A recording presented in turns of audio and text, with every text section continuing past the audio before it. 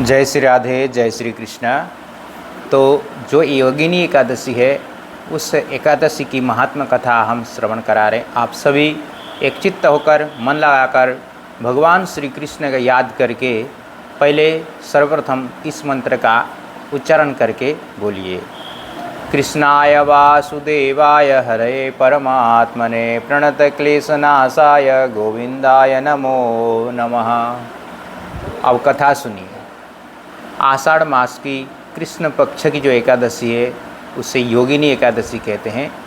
युधिष्ठिर के पूछने पर भगवान श्री कृष्ण कहते हैं कि राजन, आषाढ़ मास के कृष्ण पक्ष की एकादशी को योगिनी एकादशी कहते हैं।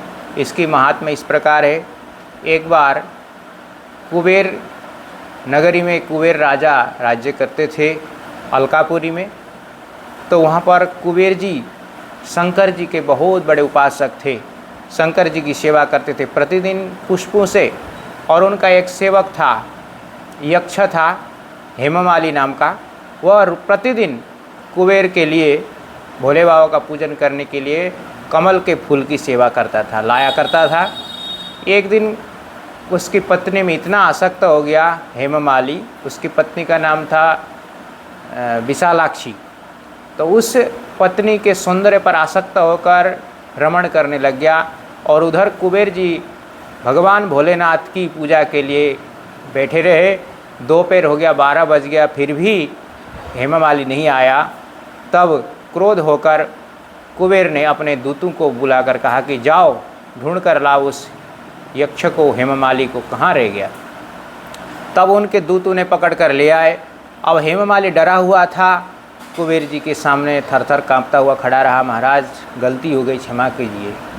लेकिन क्रोधवश कुबेर जी ने श्राप दे दिया कि तूने भगवान के सेवा में व्यवधान पैदा किया है, इसीलिए तू कोढ़ी हो जा, तेरे शरीर में कोढ़ उत्पन्न हो जा और मेरे राज्य से निष्कासित हो जा। तब कुबेर के श्राप से वह निष्कासित हो गया, कोढ़ी हो गया और दर दर भटकता हुआ बहुत सारी जगह घूमने लगा।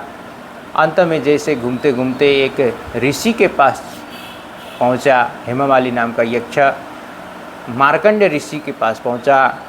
और मार्कंडेय ऋषि ने बोला कि तुम इतना भयभीत क्यों हो रहे हो, इतना तुम्हारा इस शरीर में कोढ़ कैसे उत्पन्न हो गया, तुम दुख का कारण बताओ। तब उस हेममाली ने सच सच बता दिया कि मैं कुबेर जी के सेवा में था, उनके इष्ट भगवान भोलेनाथ की सेवा के लिए मैं कमल का पुष्प ले जाया करता था। मैं अपनी पत्नी में रमण करने लग गया एक दिन, तो देरी हो गया, इसीलिए उन्होंने श्राप दे दिया। तब मार्कंडेय जी ने कहा तुमने सच सच बात बताया, इसीलिए मैं प्रसन्न हूँ।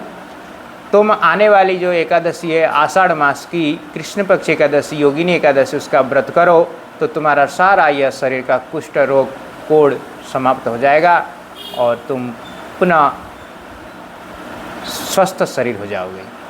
तब कुबेर जी के चरणों में साष्टांग दंडवत प्रणाम किया हेममाली ने। उसके बाद हेममाली ने नियमानुसार एकादशी व्रत का विधि विधान से व्रत किया, योगिनी एकादशी का। उसके प्रताप से उसके सारे कोढ़ रोग जो समाप्त हो गए और दिव्य रूप धारण कर लिया। तो भगवान श्री कृष्ण कहते हैं इस व्रत का कथा पढ़ने से और सुनने से 88,000 ऋषियों को, ब्राह्मणों को भोजन कराने का फल प्राप्त होता है, यह एकादशी व्रत रहने से और कथा सुनने से। तो इस प्रकार से यह कथा की महात्मा है।